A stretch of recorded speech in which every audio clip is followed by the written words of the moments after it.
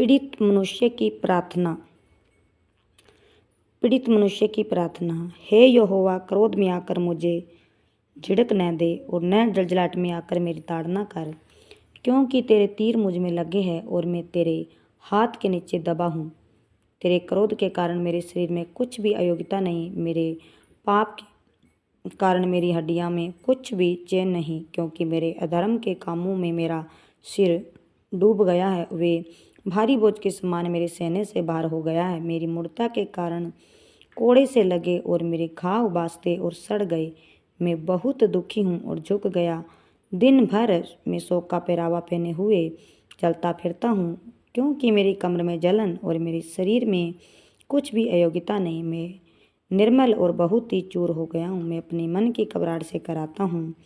हे प्रभु, मेरी सारी अभिलाषा तेरे सम्मुख है। मेरा कराना तुझसे छिपा नहीं। मेरा हृदय धड़कता और मेरा बल घटता जाता है। मेरी आंखों की ज्योति भी मुझसे जाती रही। मेरे मित्र और मेरे संगी मेरी विपत्ति में अलग हो गए। मेरे कुटुंबी भी दूर जा खड़े हुए। मेरे प्राण के ग्राहक मेरे लिए जाल बिछाते हैं। मेरी हानि का यत्न करने वाले दुष्टता की बातें बोलते हैं और दिन भर छल की युक्ति सोचते हैं। परंतु मैं बहरे के समान सुनता ही नहीं और मैं गूंगे के समान मुंह नहीं खोलता, वरन मैं ऐसे मनुष्य के तुल्य हूँ जो कुछ नहीं सुनता और जिसके मुंह से विवाद की कोई बात नहीं निकलती। परंतु हे यहोवा, मैंने तुझ ही पर अपनी आशा लगाई है। हे प्रभु मेरे परमेश्वर, तू ही उत्तर देगा, क्योंकि मैंने कहा ऐसा न हो कि वे मुझ पर आनंद करें। जब मेरा पाँव फिसल जाता है तब वे मुझ पर अपनी बड़ाई मारते हैं, क्योंकि मैं तो अब गिरने ही पर हूँ और मेरा शोक निरंतर मेरे सामने है। इसीलिए कि मैं तो अपने अधर्म को प्रकट करूँगा और अपने पाप के कारण खेदित रहूँगा। परंतु मेरे शत्रु फुर्तीले और सामर्थी हैं और मेरे बैरी बहुत हो गए हैं। जो भलाई के बदले में बुराई करते हैं, वे भी भलाई के पीछे चलने के कारण मेरा विरोध करते हैं। हे यहोवा, मुझे छोड़ न दे। हे मेरे परमेश्वर, मुझसे दूर न हो। हे यहोवा मेरे उद्धारकर्ता, मेरी सहायता के लिए फुर्ती कर।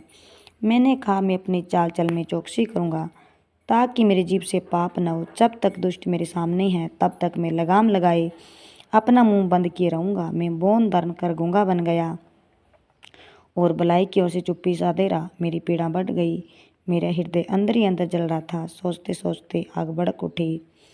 तब मैं अपनी जीभ से बोल उठा, हे यहोवा, ऐसा करके मेरा अंत मुझे मालूम हो जाए, और यह भी कि मेरी आयु के दिन कितने हैं, जिससे मैं जान लूँ कि मैं कैसा नियुक्त हूँ। देख, तूने मेरी आयु बलस्ते भर के रखी है और मेरी व्यवस्था तेरी दृष्टि में कुछ ही नहीं। सचमुच सब मनुष्य कैसे विचित्र क्यों ना होते, वे व्यर्थ ठहरे। सचमुच मनुष्य छाया से चलता फिरता है। सचमुच वे व्यर्थ घबराते हैं। वह धन का संचय तो करता है, परंतु नहीं जानता कि उसे कौन लेगा। अब हे प्रभु, मैं किस बात की बाट जोऊं? मेरी आशा तो तेरी ओर लगी है। मुझे मेरे सब अपराधों के बंध से छुड़ा ले। मुझ मेरी निंदा करने न पाए। मैं गूंगा बन गया और मुंह न खोला, क्योंकि यह काम तूने ही किया। तूने जो विपत्ति मुझ पर डाली है, उसे मुझसे दूर कर दे, क्योंकि मैं तो तेरे हाथ की मार से भस्म हुआ जाता हूँ। जब तू मनुष्य को अधर्म के कारण डांट फटकार ताड़ना देता है, तब तू उसकी सुंदरता को पतंगे के समान नष्ट करता है। सचमुच सब मनुष्य अभिमान करते हैं। हे यहोवा, मेरी प्रार्थना सुन और मेरी दुहाई पर कान लगा। मेरा रोना सुनकर शांत न रहे, क्योंकि मैं तेरे संग एक परदेसी यात्री के समान रहता हूँ और अपने सब पुरखाओं के समान परदेसी हूँ।